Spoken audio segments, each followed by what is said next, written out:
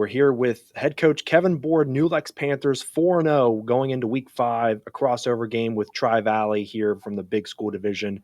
And coach, thanks so much for joining me once again this week. I think for the third time this season, we've got you guys here on Stadium Drive, and want to talk about, we've talked about your offense a bunch, through the first handful of weeks, but I kind of want to focus on the defense because against West Muskingum, I think they only allowed 30 yards, your defense did in the first half.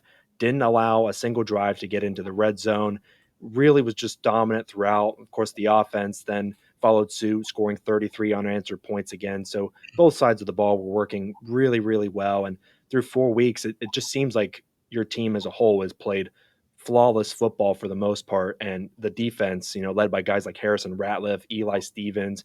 We've talked about Paul a lot, Terrell King. They're just making so many plays all over the field. Yeah, thanks, Will, for having me on. I appreciate it. Our defense is doing a tremendous job right now, and I know that when I've spoken to you and to the media when they were asking, like that was our strength coming in, was our front five on offense, and then our box guys, our front seven on defense. That with Harry and Tanner and Eli there in the middle, all three of those guys were all high honorable mention last year, and then Paul Stinson came on huge as the year went on.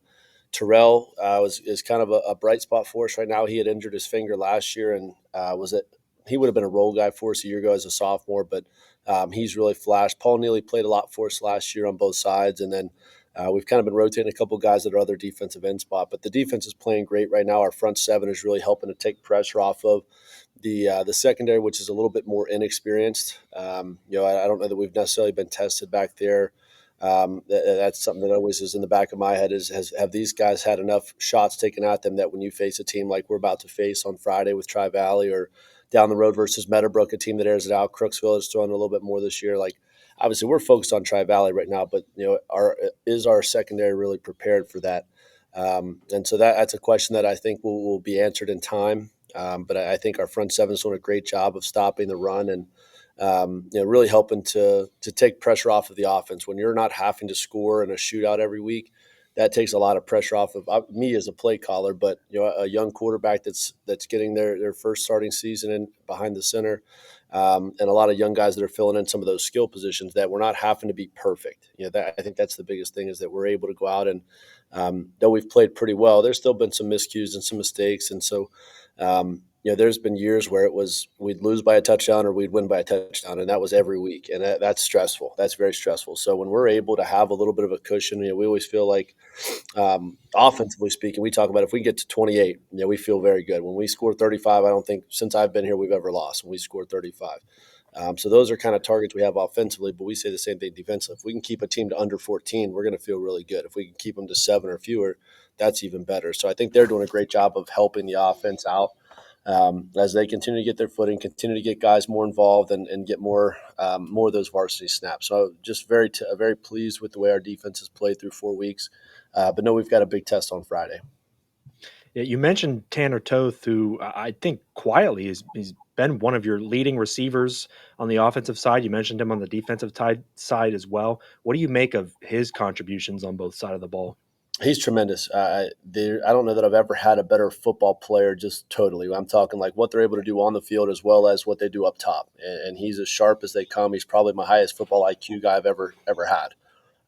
There's times on the field where I can see him doing a hand signal to me at receiver, because when we do our check with me stuff, he's telling me the play that he believes is there. Last week it was funny at halftime. He was telling Lane, hey, when we go this set, this is what they're doing. This is what I think we need to go to. And it's like usually your quarterback's the one dictating that. He's Sure. super high IQ, but very physical, very aggressive. He was a guy that we knew was one of our best receivers coming back. Didn't play offense last year, just because we were able to play him solely on defense. But now he's one of our best 11 and a guy that we've got to have on the field at all times. So he's done a great job fitting in and kind of filling Talon's role from a year ago, who was a big time guy for us. And has done it, like you said, has done it quietly. Like he's not usually the guy that gets much of the headlines. He's a year behind Harrison. Harrison's a 4-year starter for us. Tanner's a year younger. He's the same grade as Tyson, but Tyson kind of gets the show, or it's the running game. So he's a guy that it doesn't care. He's a selfless guy that just cares about the team's success. He's all into the team. He was a guy. This is the first year we did it. We had to order extra jerseys because our numbers went up, and It's always a hot commodity of, number one has got to be your best player. Right. So we had kind of talked about, and the vision I had for it was, let's give this to our best person, our best leader. And so Tanner made the switch from 22 to 1 when I gave that option to him. He was the first guy that we've kind of presented that to, just because of the way that he leads, the way that he holds others accountable, the way that he helps bring others along with him. He's not a guy that's going alone. He's taking others with him and helping them along the way. The truest definition of a coach on the field that I've ever had. He's just a tremendous talent and a tremendous person. Do you see that being a thing in future years? Like once Tanner graduates, you find the player who's the best, not necessarily the best player, but the best kid to present number one to? Yeah, I think that that's something that we can kind of do. And now the problem arises when an offensive or defensive lineman are that guy. So we might have to get like a 99 something and get the other extreme. But Right. I think that that's a special way to recognize a guy and really show like, hey, you may not be our best player, the guy that's getting all of our all the accolades or all the stats, but you might be our absolute best person that buys into everything that we're asking as coaches. You're the embodiment of a student athlete and a person that leads in and out of the classroom, in and on the field. And Tanner does that to a T. So that's kind of a way I think that we can do that for you for the next foreseeable future is, being able to give that to the next person that really embodies that. And if we don't have a guy that we feel like really does that, then it'll sit on the rack. We've got another pretty cool tradition that started way back when, the passing on of the cleats, and there's some guys that have, each year we have a guy that has a pair of old worn down cleats from a former player that went on to play at a very high level, and they passed them on. And so that's kind of a cool tradition that we have as well. That's also kind of a way to the players do everything with it. They pass them on to the next guy. So when they graduate, they may have them for 2 years, just 1 year. They pass them on to the guy that they believe needs to take over the locker room. And so that's another cool tradition that we have that I didn't start, but it's a very cool one that it's really cool to see the players take complete ownership of. That I don't have to say, hey, I think you should look at giving it to this guy or that guy. That they pass that on. I think that that's a powerful sentiment to be able to have an upperclassman say, hey, I'm bestowing this leadership role to you. You need to help to continue to carry this on for the program. So maybe cheesy, but I think it's pretty cool.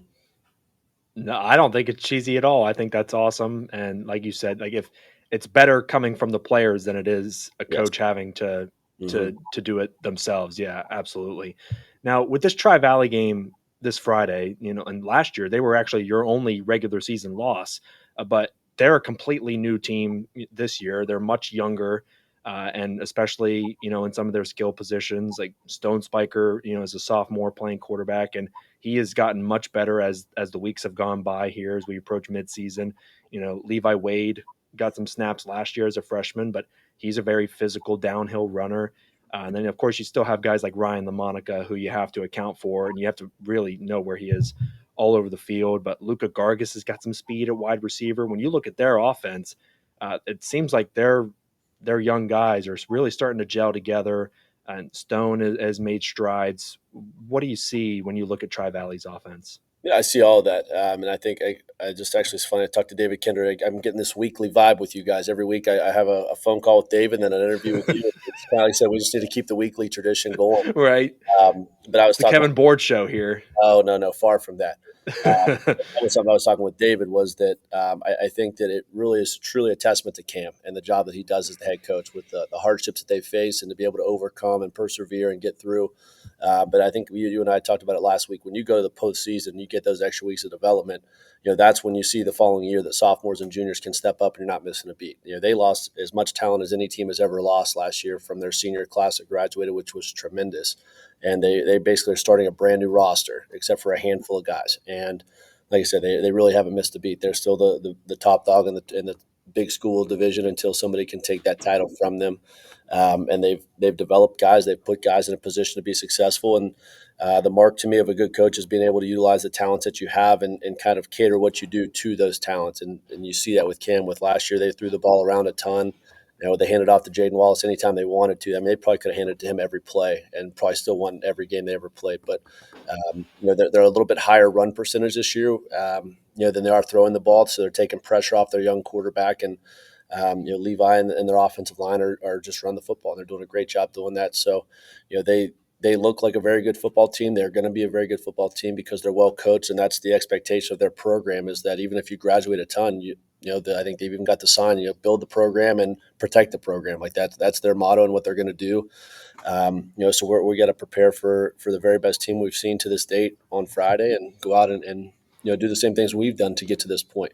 Well, it'll be fun to watch this Friday. It seems like the last couple of weeks, this show has become the Kevin Board show, and I appreciate you making time for us every single week. It's no, seriously though, it's great to talk to you every week, and I feel like I get smarter about football when I talk to you. And best of luck best of luck against Tri Valley this week. And thanks as always for making time for us. Thanks a lot. Well, I appreciate it. Enjoy the time with you just as much.